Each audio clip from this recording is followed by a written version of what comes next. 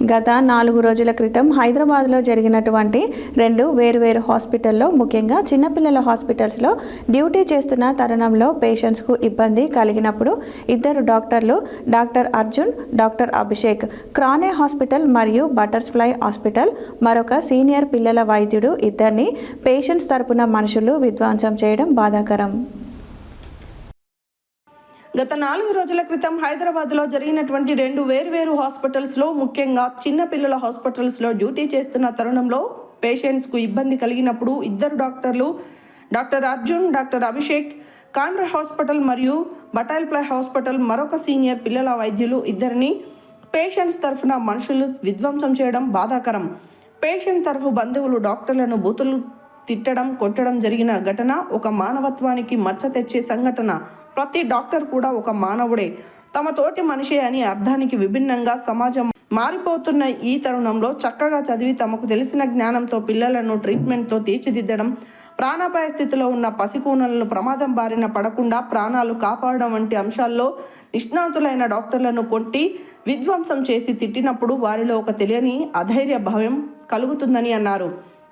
తెలంగాణ రాష్ట్రం ఐఎంఏ శాఖ పిలుపు మేరకు ఈరోజు నల్గొండ నీలగిరి బ్రాంచ్ ఆధ్వర్యంలో స్థానిక ఐఎంఏ హాల్లో జరిగిన సమావేశంలో నల్ల బ్యాడ్జీలు ధరిస్తూ నిరసన కార్యక్రమం ప్రదర్శన చేయడం జరిగింది.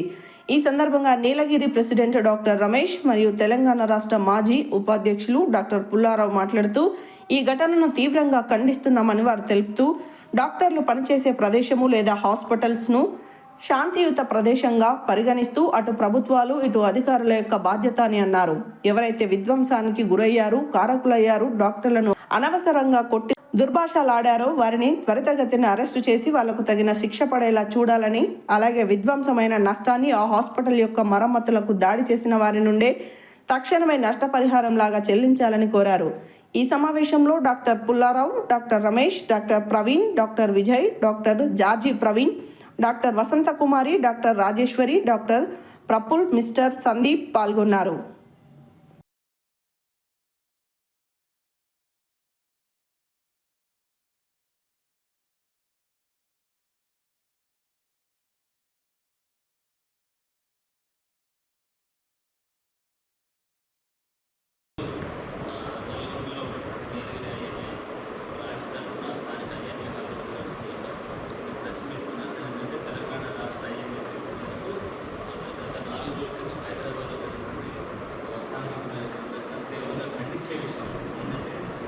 హాస్పిటల్స్లో ఒకటి క్రయాన్ హాస్పిటల్ ఒకటి, ఇంకోటి బటర్ఫ్లై హాస్పిటల్, ఇద్దరు కూడా అనుభవం డాక్టర్ అభిషేక్.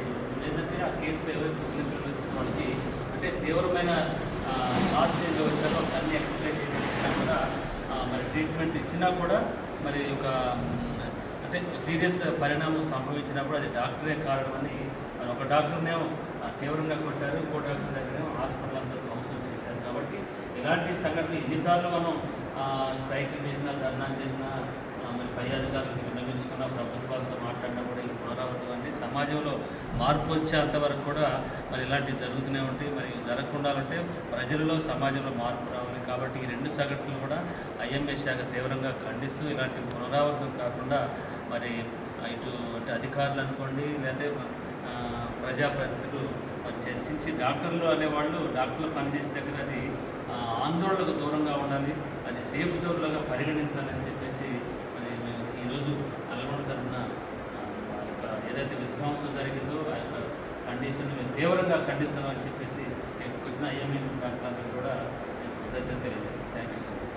పిలుపు మేరకు ఇవాళ నల్గొండ జిల్లాలో నీలగిరి ఐఎంఏ వాళ్ళం 3 రోజుల క్రితం హైదరాబాద్లో జరిగిన పీడియాట్రిషియన్స్ మీద దాడిని ఖండిస్తూ నల్గొండ నీలగిరి ఐఎంఏ వాళ్ళు తీవ్రంగా ఖండిస్తున్నాము. ఇలాంటి సిచ్యువేషన్స్లో ఎమర్జెన్సీ కేసులు తీసుకోవాలన్నా కూడా మా డాక్టర్స్ అందరూ భయపడతారు. సో మేము మా నల్గొండ ఐఎంఏ దగ్గర నుంచి పోలీస్ వాళ్ళందరూ కోరేది ఏంటంటే ఇలాంటి సిచ్యువేషన్స్ రాకుండా ముందస్తు చర్యగా వాళ్ళ ముందు ఎఫ్ఐఆర్స్ ఫైల్ చేయడము, వాళ్ళ దగ్గర ఉన్న సీసీటీవీ ఫుటేజ్ మీద ఆధారంగా వాళ్ళకి ఎఫ్ఐఆర్ ఫైల్ చేయడము, ఇలాంటి ఘటనలు కాకుండా చర్యలు తీసుకోవాలని నల్గొండ ఐఎంఏ నుంచి పోలీస్ వాళ్ళకి విజ్ఞప్తి చేస్తున్నాం. Thank you.